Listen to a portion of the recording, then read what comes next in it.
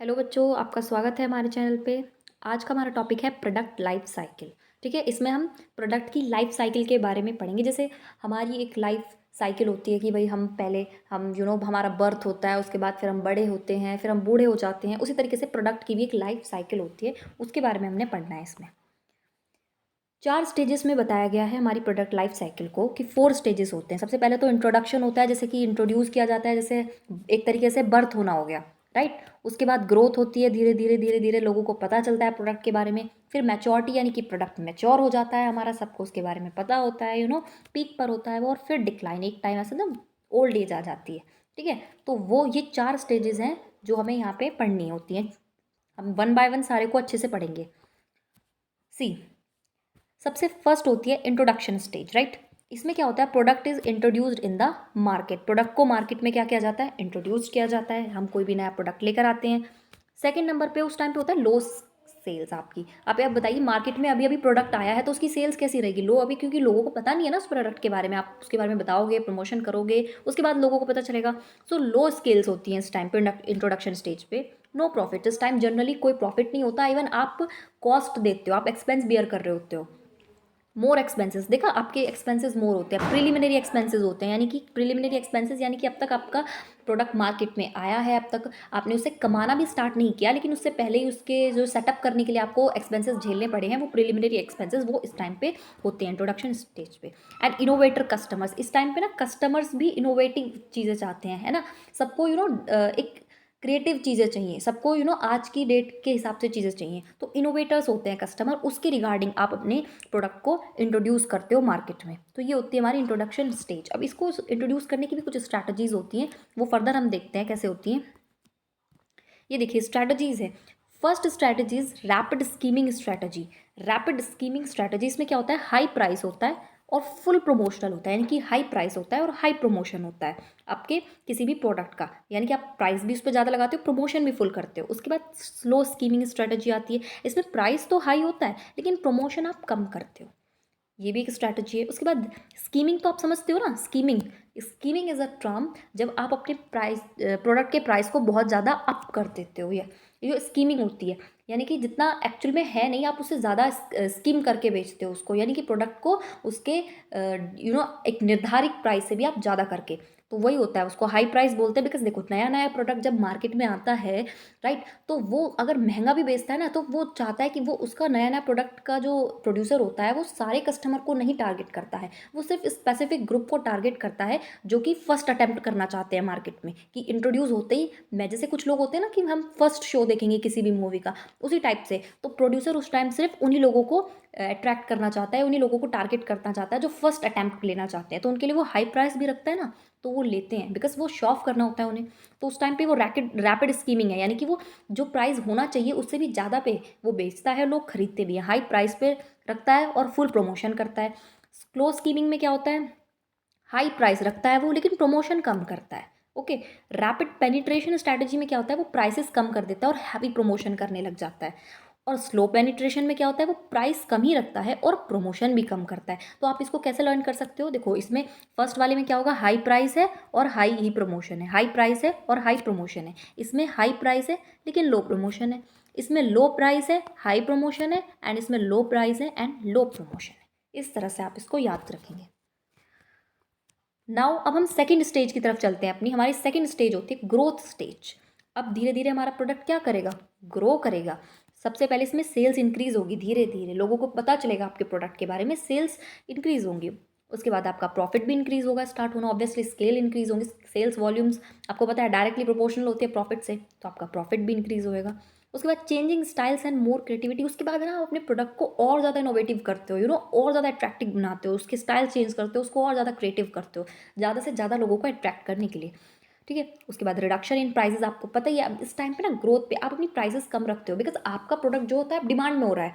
ठीक है, डिमांड आने लगी है, सेल्स बढ़ने लगी है, तो और ज़्यादा अट्रैक्ट करने के लिए आपके लिए बेटर होगा कि आप प्राइसेस को रिड्यूस करके रखें। And the fifth is branch and brand expansion. आप ब्रांच एक्सपेंस करना स्टार्ट करते हो, अपना ब्रांड स्टेबलाइज करना स्टार्ट कर देते हो, अपने number of sales volume increase होती है, ब्रांचेस बनाने स्टार्ट करते हो। तो आप यानी कि आप क्या कर रहे हो, ग्रोथ कर रहे हो। Now your product is going to growth, आपका ग्रोथ स्टेज पे जा रहा है प्रोडक्ट।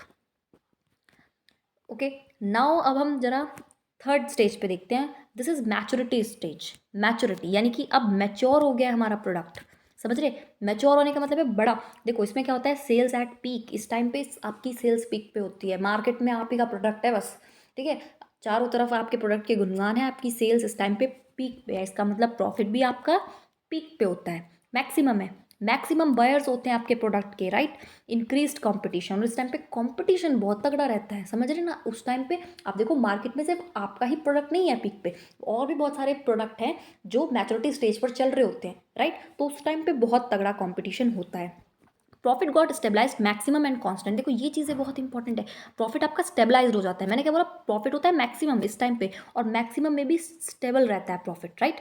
ना तो ऊपर होता है ना नीचे होता है, मैक्सिमम है उस टाइम पे, कांस्टेंट रहेगा आपका प्रॉफिट, ठीक है। इसको बोलते हैं मैच्योरिटी स्टेज आपके प्रोडक्ट की। And the last one is decline stage. अब क्या होता है, अब जैसे ओल्ड एज आती है तो डाउन होना स्टार्ट हो जाता है धीरे धीरे, क्यों, क्योंकि टेक्नोलॉजी चेंज हो जाती है, कोई और नया प्रोडक्ट पेनिट्रेट कर जाता है मार्केट में, उसका स्टाइल कुछ और अच्छा होता है, लोगों को वो ज़्यादा अच्छा लगता है, तो सेल्स जो है आपकी स्लोज डाउन हो जाती है, आपका प्रोडक्ट आउटडेटेड हो जाता है, राइट।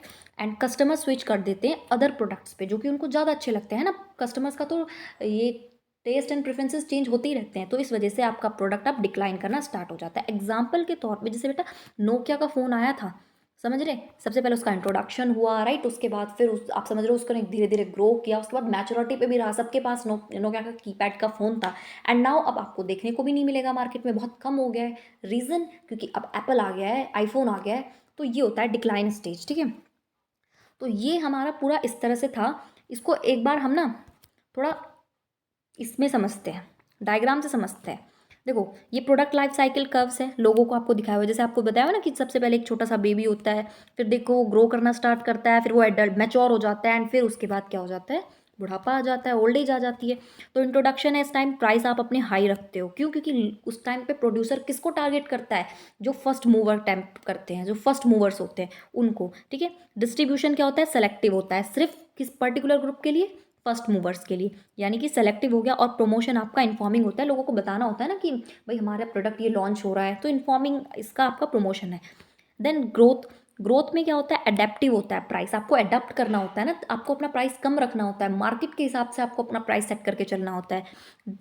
इंटेंसिव होता है इसका डिस्ट्रीब्यूशन, यानी कि इंटेंसिव यानी कि आप पूरे इंटेंशन के साथ आप पब्लिक में उसको डालते हो। एंड प्रमोशन इसका, देखो इस टाइम पे प्रमोशन हाई होता है, लेट मी टेल यू, आपको यहाँ शो नहीं हो रहा होगा, प्रमोशन इस टाइम पे बहुत हाई रखना होता है, मतलब बहुत हाई नहीं, आई मैं से कि ग्रोथ कर रहे हो तो आपको प्रमोशन भी करना ही होगा, इन्फॉर्म करना होगा।